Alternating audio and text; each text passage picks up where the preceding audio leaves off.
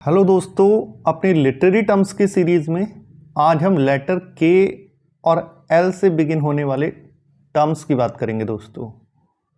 And our question number 1 is a name originally applied to a variety of poems by medieval French writers in 12th and 13th century.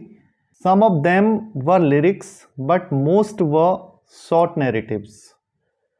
वो नाम जो कि उन variety of poems को दिया जाता है जो कि मेडिवल फ्रेंच राइटर्स ने 12th और 13th सेंचुरी में लिखी थी, उसे ले कहा जाता है दोस्तों। लाइट वर्स वो वर्स थी जो कि चार्ल्स फर्स्ट की कोर्ट के पोइट्स, जिन्हें कवालियर पोइट्स भी कहा जाता है, वो लिखा करते थे। कवालियर पोइट्स का लाइट वर्स लिखने का मेन पर्पस था टू ग्लोरीफाई द क्राउन, अर्थात राजा की तारीफ करना। A novel that traces the story of an artist और the development of the artist consciousness, it is also known as artist novel. उस तरीके के नॉवल जो कि आर्टिस्ट की स्टोरी को ट्रेस करते हैं और उसके आर्टिस्टिक कॉन्शियसनेस के डेवलपमेंट को बताते हैं, उन्हें कंस्टलर रोमन कहा जाता है दोस्तों। कंस्टलर रोमन वास्तव में आर्टिस्ट नॉवल होते हैं दोस्तों। First quarter of 19th century में न्यूयॉर्क सिटी में लिखने वाले राइटर्स के ग्रुप को निकरबॉकर कहा जाता था दोस्तों। Next question is a name used to characterize Coleridge, Wordsworth and Southey, who at the beginning of the 19th century were living in the Lake District of England. The Edinburgh Review used the term Lakers in a derogatory way. Coleridge, Wordsworth और Southey को lake school of poets का नाम दिया गया है दोस्तों, और इसको ये नाम एडिनबर्ग रिव्यू के को फाउंडर फ्रांसिस जेफरे ने 1817 में दिया था।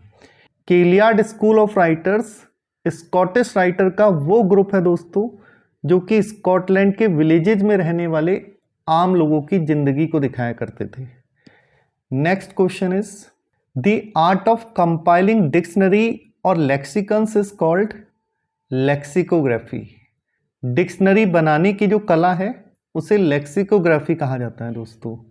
And the first lexicographer of English language is doctor Samuel Johnson, क्योंकि डॉक्टर सैमुअल जॉनसन ने ही इंग्लिश की फर्स्ट डिक्शनरी को कंपाइल करने का काम किया था, जो कि 1755 में पब्लिश हुई थी। Calligraphy is the art of writing letters and words in a decorative style friends. Next question is a term applied to an early phase of medieval religious drama when plays were performed as a part or extension of a church service.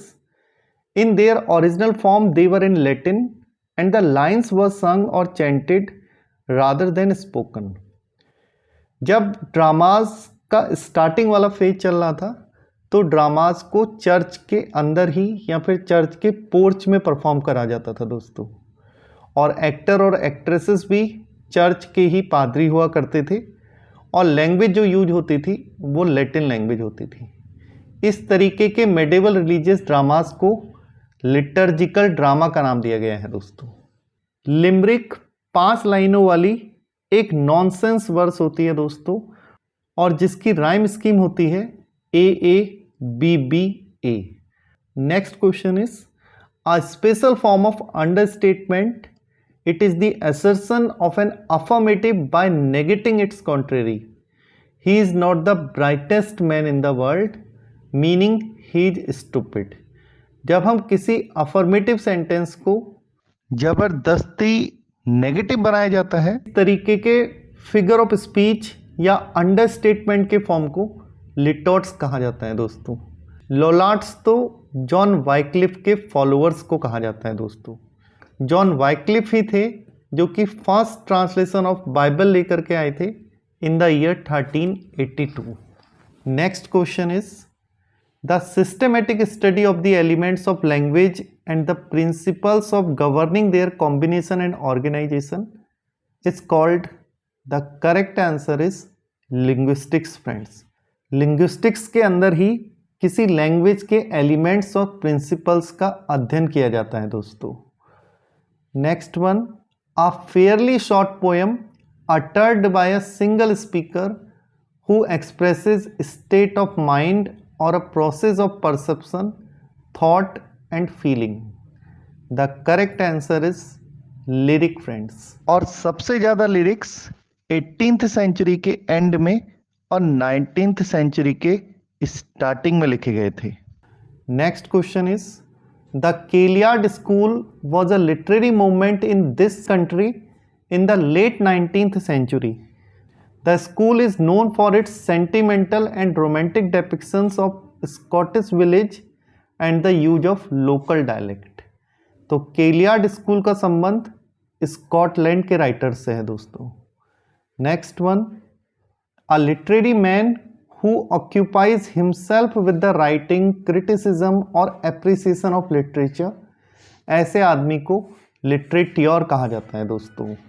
लम्पून तो वो piece of writing है जिसमें किसी का मजाक बनाया जाता है।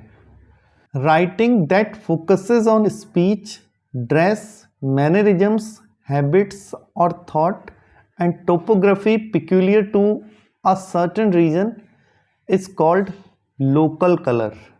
किसी भी रीजन के लोकल कलर्स हमें रीजनल वर्क्स में देखने को मिलते हैं, जैसे कि हार्डी के वेसेक्स नॉवेल्स हैं और आर के नारायण की मालगुडी से रिलेटेड स्टोरीज और novels. The followers of John Wycliffe who inspired popular religious reform movement in England the late 14th century is called Lollards friends.